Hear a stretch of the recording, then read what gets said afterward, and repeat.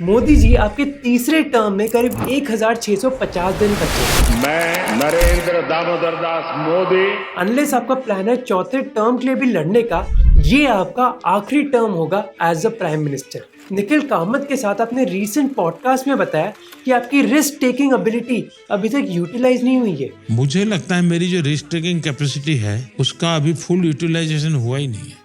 मेरे पास आपके लिए एक सजेशन है आपकी रिस्क टेकिंग एबिलिटी को यूटिलाइज करने का। आप एक मिशन स्टार्ट करो हमारे शहरों को साफ करने का, आपके तीसरे टर्म के खत्म होने से पहले। देश के अनेक शहरों को दुनिया के बेस्ट शहरों में एक बनाना हमारा संकल्प है। सेम पॉडकास्ट में आपने बात करी थी एक डॉक्टर की। उन्होंने कहा कि मैं एक डॉक्टर हूँ, मैं जीवन भर सरकार को गालियां देता रहता हूँ। सरकार ये टैक्स लेती है, इनकम टैक्स लेती है, ढिकना लेती है, फनाला लेती है, लेकिन आज मुझे समझ आई कि उस टैक्स की कीमत क्या होती है। आज जो मैं जिंदा वापस जा रहा हूँ। अगर आप हमारे शहरों को साफ कर दोगे तो वही अर्बन वोटर जो अभी आपकी सरकार को गाली दे रहा है टैक्सेस के लिए, वो आपके सामने सर झुकाएगा। क्योंकि भले ही वो आदमी आपकी सरकार को क्रिटिसाइज कर रहा हो टैक्सेस के लिए, पर उसका निशाना एक्चुअली टैक्सेस नहीं है, उसका निशाना है क्वालिटी ऑफ लाइफ हमारे शहरों में।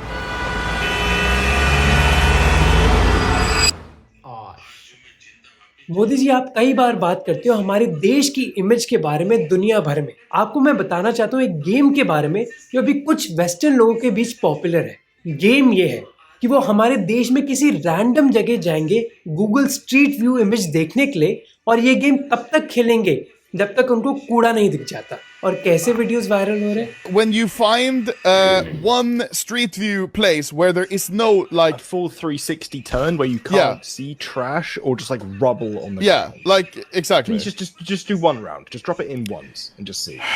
Where? Right. Anywhere in India.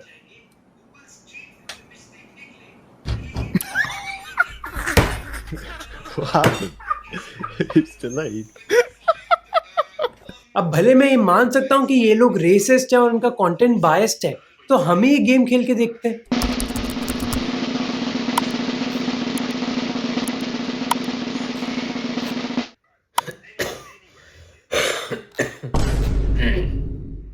अब इस गेम की छोड़ो, मैं आपको लेकर जाना चाहता हूँ आपके घर से 20 किलोमीटर यानी कि 40 मिनट दूर।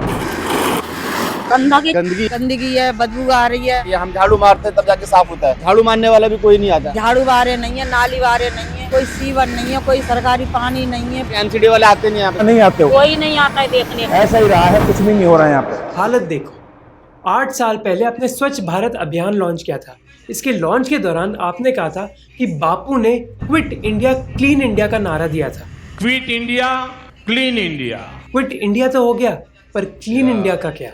कई देश जो हमसे ज़्यादा पिछड़े हुए हैं उनकी सड़कें देखो। श्रीलंका में कोलंबो हो, सीरिया में दमास्कस हो, या फिर इराक में बगदाद। इंडिया की बहुत ही यूनिक सिचुएशन है।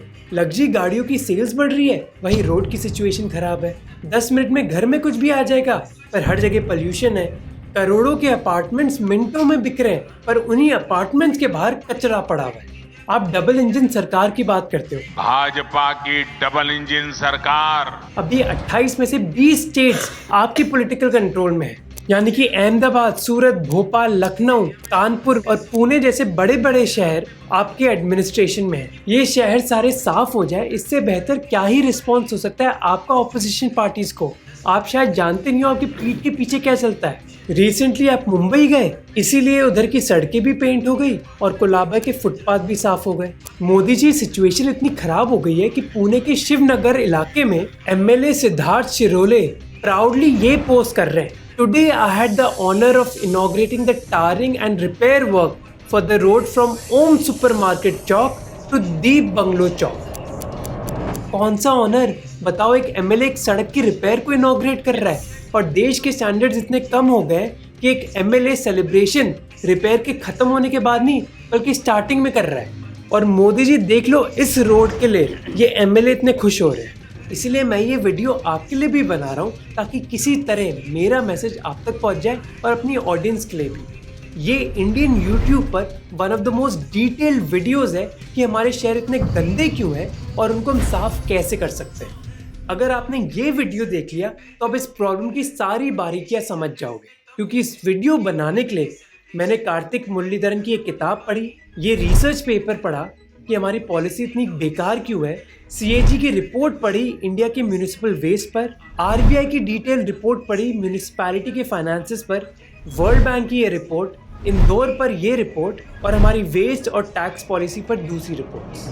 और मेरी ऑडियंस के लिए इस इशू की डिटेल समझना बहुत ज़रूरी है, क्योंकि मैं मानता हूँ जब तक हमारा सिटीज़न अवेयर नहीं होगा तब तक दबाव नहीं डल सकता हमारे पॉलिटिशियंस और हमारे IAS ऑफिसर्स पर। इस वीडियो को मैंने 3 भागों में डिवाइड किया कि हमारे शहर इतने गंदे क्यों हैं, किसकी गलती की वजह से ये इतने गंदे हैं और इसको फिक्स करने के लिए हम क्या कर सकते हैं। पर इस सारी रिसर्च में घुसने से पहले एक नज़ारा देखते हैं हमारे शहरों का। यह है साउथ दिल्ली में मदनपुर खादर इलाके की JJ कॉलोनी, जो प्रधानमंत्री के घर से बस 40 मिनट दूर है। शीला इधर एक 60 साल की निवासी हैं, जो इधर आई करीब 20 साल पहले, जब दिल्ली सरकार ने हजारों परिवारों को रीसेटल किया था स्लम से JJ कॉलोनी में। इनफैक्ट कई लोग JJ कॉलोनी को झुग्गी झोपड़ी कॉलोनी बुलाते हैं। 20 साल पहले इधर बस खेत और कनाल होते थे और आज क्या हालत है, हर जगह आपको कचरा और खुले नाले मिलेंगे। आप ही देख लो कितनी गंदगी है, झाड़ू बारे नहीं है, नाली बारे नहीं है, कोई सीवर नहीं है, कोई सरकारी पानी नहीं है। किसकी गलती है ये? हम लोगों की क्या गलती है? जो आकर ना यहाँ को प्रधान बनो है कुछ सुनता ही नहीं है। जो कह रहे करवा तो रहे हो, कुछ ना करवाए। नाली मोरी देख रहे हो कैसी पड़ी है, बदबू आ रही है नाली में। जब बोटिंग पे खड़ा भौकाओ सोनू है, जब तो जो कह दो गंदगी है, बदबू आ रही है, हम जीते गए तो हम ये करवाएंगे वो करवाएंगे, वो कुछ ना करवा रहे। जिस सोनू की वो बात करिए वो म्यूनिसिपल काउंसलर है उनके वार्ड का। म्यूनिसिपल काउंसलर या फिर निगम परिषद इलेक्टेड रिप्रेजेंटेटिव्स होते हैं जो MCD के लिए काम करते हैं साफ सफाई जैसे मुद्दों पर अपने वार्ड में। उनकी मेन जिम्मेदारी है ये देखना कि घरों से कचरा कलेक्ट हो रहा है या फिर नहीं, और सड़कें साफ है या नहीं। पर मदनपुर खादर में क्या हालत है देख लो। ये नवीन है, एक नौजवान लड़का जो इधर रहता है। हमने उनसे पूछा कि अगर MCD काम नहीं कर रही तो भला आप लोग कर लो। आप लोग के अलावा लोग कोशिश कर रहे हैं साफ रखने की। कोशिश सिर्फ हम ही कर रहे हैं, जनता ही कर रही है आपस में। जो कर रहे हैं हम ही मिलवा के कर रहे हैं तो साफ है। जैसे कि हमने अपने इधर साफ कर लिया। बारिशों के दौरान तो सिचुएशन और भी खराब हो जाती है। यहाँ इतना पानी भर जाता है, बल्कि इसमें डूब के आते हैं, लोग परेशान होते हैं। अब MCD जरूर अपनी जिम्मेदारी नहीं उठा रही, पर लोग भी तो दूध से धुले नहीं है। घर के बाहर ही वो ओपन नाले में अपना कचरा फेंकते हैं। गाड़ी आती है ना, गाड़ी में डाल देते हैं, नहीं तो वहाँ पर फेंक के आते हैं, नाला में फेंक के आते हैं। सबके घर में टॉयलेट जरूर है पर पानी नहीं है, इसे लोग कम्युनिटी टॉयलेट्स में जाते हैं। और कम्युनिटी टॉयलेट्स की हालत देख लो,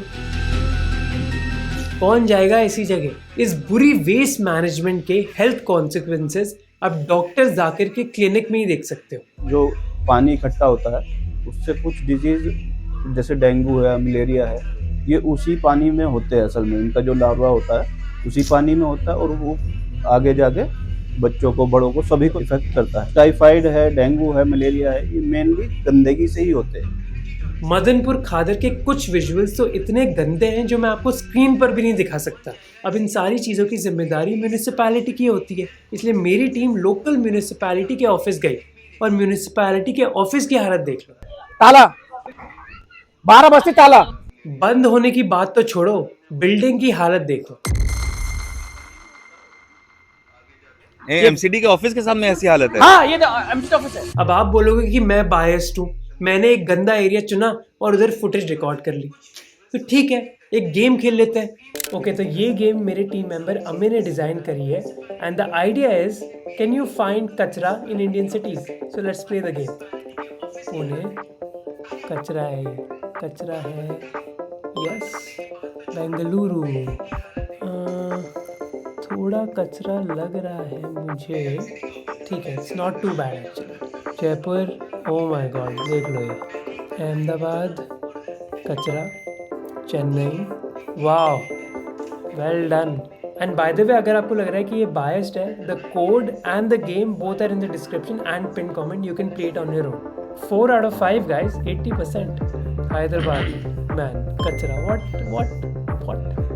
अहमदाबाद कचरा Pune, I think that's construction debris. ये कचरा है या नहीं? आई थिंक है। Ahmedabad. Man, I'm kidding. This is not even biased, guys. This is a random Google Street View image generator. Pune.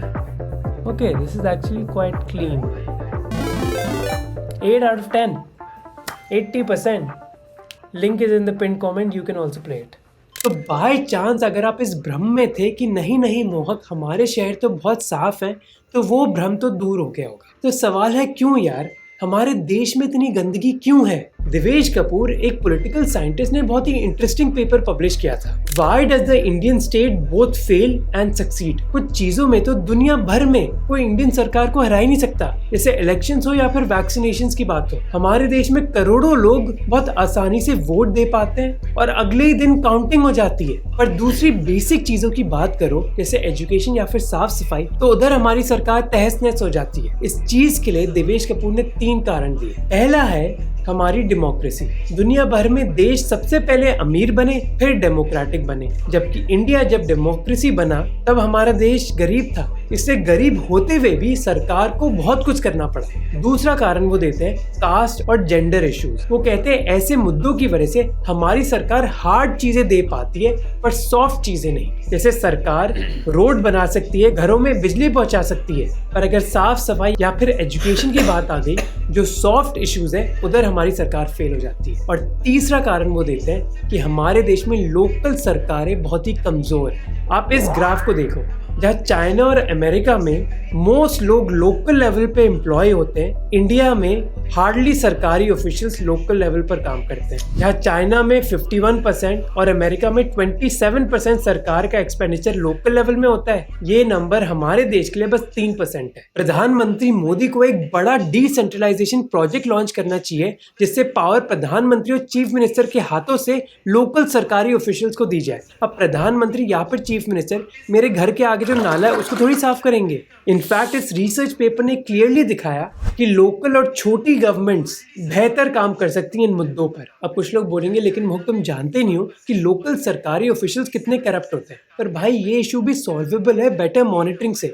आप खुद सोचो कि क्या साफ सफाई की प्रॉब्लम चीफ मिनिस्टर या फिर प्राइम मिनिस्टर अपने घर से सॉल्व कर सकते हैं? तो पहला स्टेप है कि हमें अपनी लोकल म्यूनिसिपैलिटीज को और पॉलिटिकल पावर देनी होगी, और दूसरा कदम है कि हमें उनको और फाइनेंशियल पावर देनी होगी, क्योंकि अभी मोस्ट म्यूनिसिपैलिटीज कंगाल है। इस आरबीआई रिपोर्ट ने 232 म्यूनिसिपल कॉर्पोरेशंस को एनालाइज किया और उन्होंने देखा कि महाराष्ट्र, गुजरात और कर्नाटका की म्यूनिसिपैलिटीज की तो सिचुएशन ठीक है, मुंबई, पुणे और बेंगलुरु जैसे शहरों की म्यूनिसिपैलिटीज का तो एक सरप्लस है।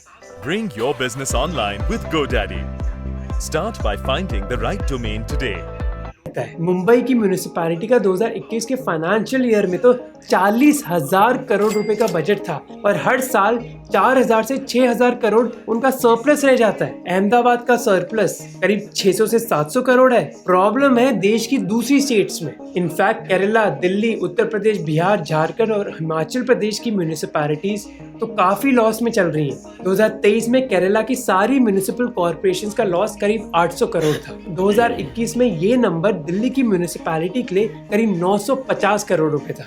पटना का एनुअल डेफिसिट कई बार 50 करोड़ से ज्यादा होता है। अब आप बोलोगे कि मुंबई की म्यूनिसिपैलिटी का बजट 40,000 करोड़ रुपए है, तो सिचुएशन तो बहुत अच्छी है। इनफैक्ट 2021 में देश की सारी म्यूनिसिपैलिटीज का रेवेन्यू 1.3 लाख करोड़ रुपए था, जिसमें से करीब आधा यानी कि 65 करोड़ तो महाराष्ट्र से आया और 40,000 करोड़ तो मुंबई से। यानी कि पूरे देश का 30% म्यूनिसिपल रेवेन्यू बस एक शहर मुंबई से आ रहा है, जो आपको बताता है कि दूसरे शहरों की सिचुएशन बहुत खराब है। बिहार की सारी म्यूनिसिपैलिटीज का बजट उस साल बस 1200 करोड़ रुपए था और झारखंड का बस 500 करोड़। यानी कि झारखंड की सारी म्यूनिसिपैलिटीज का बजट बस 1% था मुंबई के बजट का। देश की मोस्ट म्यूनिसिपैलिटीज आईसीयू में है और प्रॉब्लम ये है कि वो इतना पैसा नहीं कमा पा रही है। अब ऐसा क्यों हो रहा है, इसके लिए उनकी फाइनेंसेस की ऑटोप्सी करते हैं।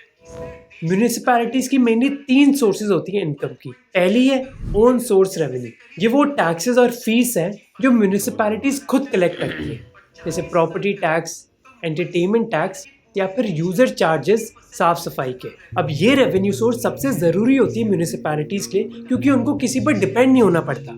पर दिक्कत यह है कि ये रेवेन्यू सोर्स वो इंक्रीज नहीं कर पा रहे। जैसे property tax own source revenue में सबसे ज़रूरी पार्ट होता है। थ्योरी में देश के हर मकान मालिक को अपनी प्रॉपर्टी की वैल्यू का एक छोटा सा परसेंटेज साफ सफाई के लिए म्युनिसिपैलिटी को देना पड़ता है प्रॉपर्टी टैक्स के रूप में। पर जहां यूएस और यूके में प्रॉपर्टी टैक्स की वैल्यू करीब 3% है जीडीपी की, और दूसरे डेवलपिंग देशों में ये 0.7% है, इंडिया में ये नंबर बस 0.2% है। अब भला हम प्रॉपर्टी टैक्सेस क्यों नहीं कलेक्ट कर पा रहे? पटना का एग्जाम्पल देखते हैं। एक रीसेंट ऑडिट ने दिखाया कि पटना में 26,000 अनरजिस्टर्ड फ्लैट्स हैं जो किसी भी तरह का टैक्स नहीं दे रहे। कोलकाता में जो प्राइवेट स्कूल्स हैं उनको नॉन प्रॉफिट का लेबल मिल गया है, जिसका मतलब है कि वो प्रॉपर्टी टैक्स नहीं देते। हर शहर में आपको ऐसे कई पॉलिटिकली इन्फ्लुएंशियल ग्रुप मिल जाएंगे, चाहे वो रिलीजियस इंस्टीट्यूशंस हो या फिर प्राइवेट स्कूल्स, जो प्रॉपर्टी टैक्सेस देते ही नहीं है। फिर कई शहरों में प्रॉपर्टी टैक्स रेट्स भी बहुत ज़्यादा आउटडेटेड है। जैसे दिल्ली की बात करें तो उधर रेट सेट करे गए थे 2004 में। अब 20 साल हो गए हैं, प्रॉपर्टी की वैल्यू तो बढ़ गई है पर ये टैक्सेस नहीं बढ़े। अमेरिका में हर 1 से 3 साल के बीच प्रॉपर्टी वैल्यूज रीअसेस करी जाती हैं ताकि ढंग का प्रॉपर्टी टैक्स कलेक्ट किया जा सके। पर दिल्ली के साकेत में फ्लैट की वैल्यू 1 करोड़ रुपए होगी, पर टैक्स दिया जा रहा होगा जैसे वैल्यू उधर बस 25 लाख रुपए है। और म्यूनिसिपल ऑफिशियल्स भी रेट नहीं बढ़ाना चाहते, क्योंकि अगर रेट बढ़ गए तो उनको वोट नहीं मिलेगा अगले इलेक्शंस के दौरान। इससे कुछ होता ही नहीं।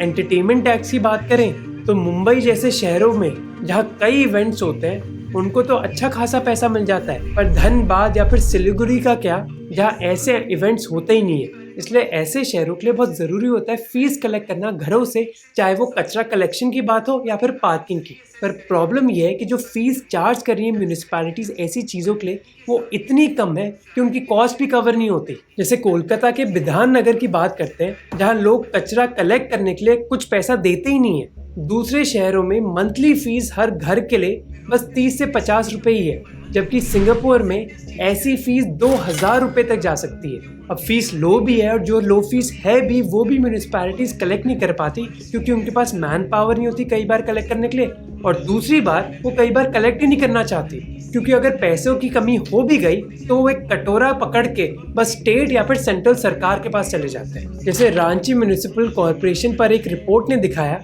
कि उनके पास वर्कफोर्स ही नहीं है कि वो लोगों से यूजर फीस कलेक्ट कर पाए, और यही हालत है म्यूनिसिपैलिटीज की, क्योंकि उनका करीब आधा पैसा ही अपनी कमाई से आता है। जो बचा हुआ है वो स्टेट या फिर सेंट्रल सरकार से आता है। पटना और जयपुर जैसे शहरों की तो और भी खराब हालत है। पटना का बस 11% और जयपुर का बस 21% पैसा उनका खुद का कमाया हुआ है। तो अगर म्यूनिसिपैलिटीज को खुद की सिचुएशन ठीक करनी है तो उनको खुद का पैसा कलेक्ट करना होगा, चाहे वो प्रॉपर्टी टैक्सेस हो या फिर कूड़े कलेक्शन की फीस हो।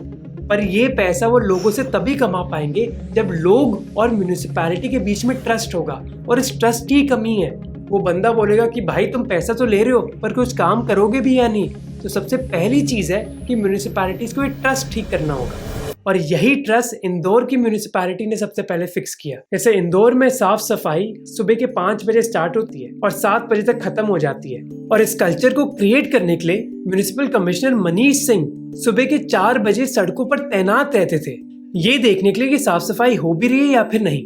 जब खुद कमिश्नर सुबह के 4 बजे उधर होंगे तो कौन सा सपोर्ट स्टाफ एब्सेंट होगा। फिर म्यूनिसिपैलिटी ने एनजीओज के साथ काम किया और सफाई कर्मचारियों को ट्रेनिंग, यूनिफॉर्म्स और बैजेस दिए, जिसके बाद बायोमेट्रिक अटेंडेंस इंट्रोड्यूस करी गई, और 600 एम्प्लॉयज जो ये अटेंडेंस नहीं चाहते थे उनको हटा दिया गया। फिर लोग को रियलाइज हुआ कि उनका कूड़ा कलेक्ट हो रहा है, इसलिए वो एक फी देने में राजी हो गए। और यही चीज दूसरी म्यूनिसिपैलिटीज को करनी होगी, नहीं तो वो बस हाथ जोड़ के स्टेट और सेंट्रल गवर्नमेंट के सामने खड़े रहेंगे, और इसकी वजह से कई प्रॉब्लम्स क्रिएट होती हैं। स्टेट सरकार अपने टैक्स कलेक्शन का एक छोटा सा हिस्सा उनको दे देती है। अब थ्योरी में ये सिस्टम अच्छा लग रहा होगा आपको, पर इसमें कई प्रॉब्लम्स है।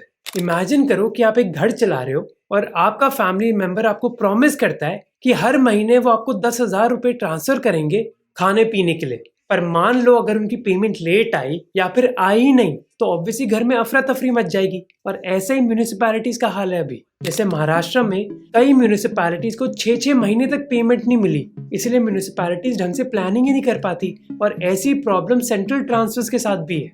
सेंट्रल सरकार पैसा ट्रांसफर करती है या तो फाइनेंस कमीशन की एलोकेशन के जरिए या फिर कई स्कीम्स के जरिए, जैसे स्वच्छ भारत मिशन। पर जो सेंट्रल सरकार के ट्रांसफर्स होते हैं उनमें कई कंडीशंस होती हैं। मान लो कि आप एक स्कूल चला रहे हो या सरकार आपको पैसा दे रही है एक लाइब्रेरी बनाने के लिए, पर आप उससे बुक्स नहीं खरीद सकते। और ऐसा ही हाल है जैसे स्वच्छ भारत मिशन के तहत सेंट्रल सरकार हर घर के लिए 12,000 रुपए देती है टॉयलेट्स बनाने के लिए। तो इस पैसे से म्यूनिसिपैलिटीज टॉयलेट्स तो बना सकती हैं, पर वेस्ट मैनेजमेंट नहीं कर सकती। इस वजह से देश भर में टॉयलेट्स तो बन गए हैं, पर कई टॉयलेट ड्रेनेज सिस्टम से कनेक्टेड ही नहीं है। इंदौर में भी एक जमाने में ऐसी ही प्रॉब्लम्स थी, हर जगह कचरा फैला हुआ था, पर आज इंदौर हमारे देश का सबसे साफ शहर बन गया है। पर इस चीज को सॉल्व करने के लिए इंदौर की म्युनिसिपल कॉर्पोरेशन ने कचरे पर सबसे पहले फोकस नहीं किया, बल्कि अपने फाइनेंसेस पर फोकस किया।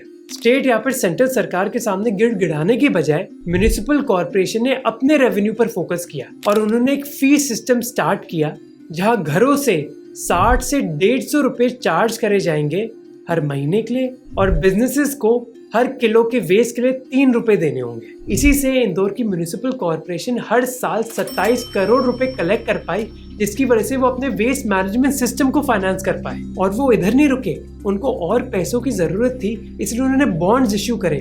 बेसिकली उन्होंने पब्लिक से कर्ज मांगा। Oh, hey, we have been asked time and again if a fresher can become a data scientist. अब बॉन्ड्स इश्यू करने के लिए आरबीआई ने म्यूनिसिपैलिटीज पर कई कंडीशंस डाली हुई हैं, जैसे उनके फाइनेंसेस बहुत तगड़े होने चाहिए। इंदौर म्यूनिसिपैलिटी के फाइनेंसेस अच्छे थे, इसलिए वो कर पाए। और जब उन्होंने ये बॉन्ड इशू करे तो ये ग्राउंड ब्रेकिंग था। जितने इन्वेस्टर्स की उनको जरूरत नहीं थी, उससे ज्यादा लोग उनके आगे आगे खड़े हो गए। इस बॉन्ड इशू से उन्होंने 100 करोड़ रुपए रेज करे, जो किसी भी म्यूनिसिपैलिटी ने हमारे देश में नहीं किया था। और इंदौर के बाद राजकोट म्यूनिसिपल कॉर्पोरेशन ने भी यही चीज करी। उन्होंने 100 करोड़ रुपए रेज कर अपने बॉन्ड्स इश्यू से, जो वो अपने वाटर सप्लाई सिस्टम और सीवेज ट्रीटमेंट प्लांट्स में इन्वेस्ट कर रहे। इनकम तो बस एक प्रॉब्लम है, दूसरी प्रॉब्लम है कितनी इनएफिशिएंसी और करप्शन के साथ पैसा खर्च करती हैं ये म्यूनिसिपैलिटीज। आप ये आरबीआई की रिपोर्ट पढ़ोगे तो एक्सपेंडिचर साइड में आपको कोई बड़ी प्रॉब्लम दिखेगी नहीं। जैसे जो बड़ी म्यूनिसिपैलिटीज है वो अपने बजट का मोटा हिस्सा कैपिटल एक्सपेंडिचर या फिर इंफ्रास्ट्रक्चर को अपग्रेड करने में इन्वेस्ट करते हैं, चाहे वो रोड्स हो गए, ब्रिजेस हो गए या फिर वेस्ट मैनेजमेंट सिस्टम्स हो गए। जैसे बीएमसी ने अपना आधे से ज्यादा बजट ऐसे ही इंफ्रास्ट्रक्चर इन्वेस्टमेंट्स में डाला है। प्रॉब्लम है जिस तरीके से वो ये पैसा इन्वेस्ट करते हैं। मैं आपको कुछ एग्जांपल देता हूँ जो आपको शॉक कर देंगे। यह है तुषार गिरिनाथ, बेंगलुरु की म्यूनिसिपैलिटी के चीफ कमिश्नर, जिन्होंने हाल ही में अनाउंस किया कि वो अपने कर्मचारियों के लिए कितनी परवाह करते हैं और इसीलिए सर्दी से बचाने के लिए उन्होंने स्वेटर्स खरीदे। कितना खर्चा? 7 करोड़ रुपए 16,000 लोग के स्वेटर्स के लिए, यानी कि एक कर्मचारी के लिए 4,300 रुपए खर्च करे गए स्वेटर्स के लिए। कौन सी लग्जरी ब्रांड से बनाए थे ये स्वेटर्स?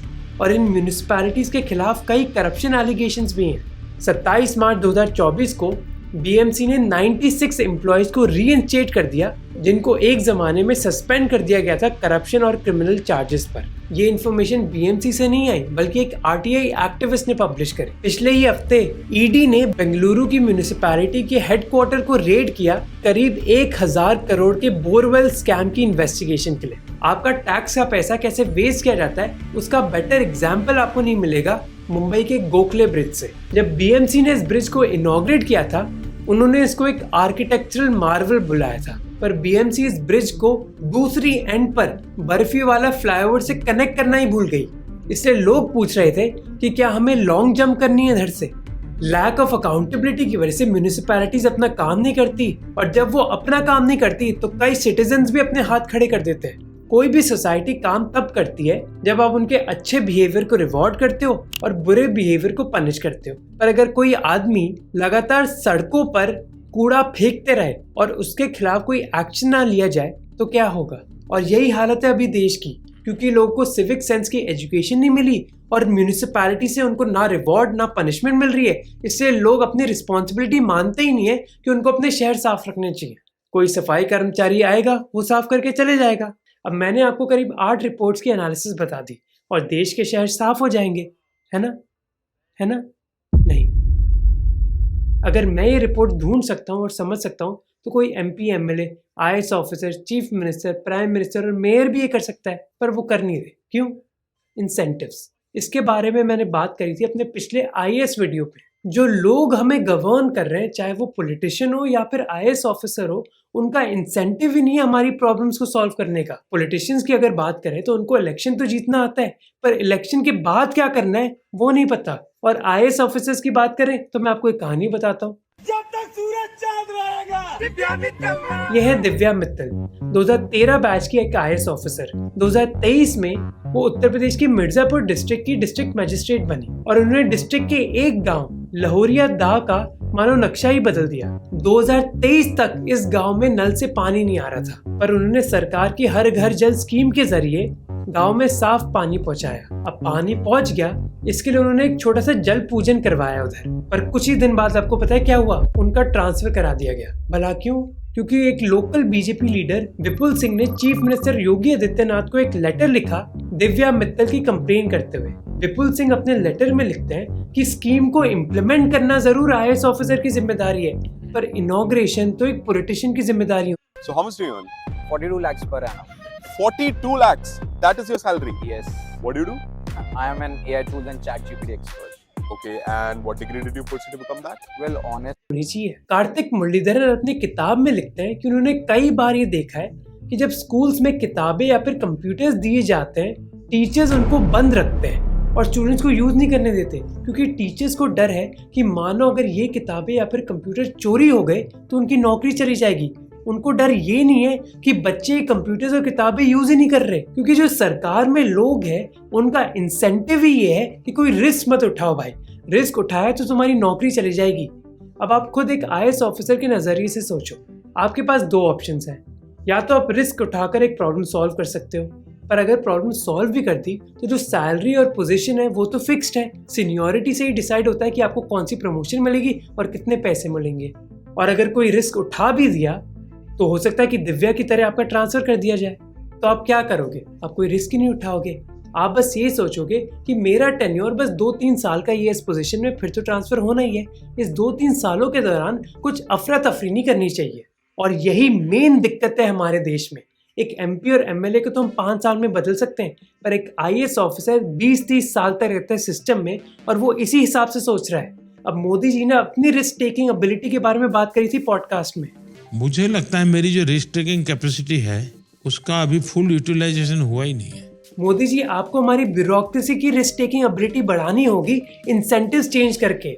आपको उनको बोलना होगा कि उनकी सैलरी या फिर प्रमोशन तभी होगी जब वो अपने गोल्स अचीव करेंगे, और अगर नहीं करे तो उनको डिमोशन मिलेगी। हमें सभी ऑफिसर्स के लिए स्पेसिफिक गोल्स बनाने होंगे जिनका हम माप तोल कर सकते हैं। जैसे अगर एक ऑफिसर फॉरेस्ट्री के लिए जिम्मेदार है तो हम उनका परफॉर्मेंस मेजर कर सकते हैं कि उनके टेन्योर के दौरान इंडिया का कितना फॉरेस्ट कवर बढ़ा। अगर एक आईएएस ऑफिसर हमारी नदियों के लिए जिम्मेदार है तो हम जैसे गंगा नदी की सेफ्टी लेवल चेक कर सकते हैं। मोदी जी, आपने पॉडकास्ट में बताया कि जब आप चीफ मिनिस्टर थे आपने कई टेढ़े ऑफिसर्स को सीधा कर दिया था। उन्होंने कहा साहब मार्च महीने तक ये होगा। मैंने कहा भाई ये मार्च महीना तुम्हारे दिमाग में जो ईयर है बजट के कारण उससे बाहर निकलो, मुझे बताओ 26 जनवरी के पहले क्या करोगे। और हमें ऐसा ही मिशन मोड लाना होगा, क्योंकि अभी तो देश ऑटो पायलट में चल रहा है। आपके थर्ड टर्म के लिए करीब 1600 दिन बचे हैं, ज्यादा टाइम नहीं बचा। हम एक मिशन चार्ट कर सकते हैं शहरों को साफ करवाने का। नहीं तो जब आप आओगे तब तो शहर साफ हो जाएंगे, पर आपके पीठ पीछे हालत ऐसी रहेगी। Cleanliness is next to godliness. Keep your surroundings safe and clean.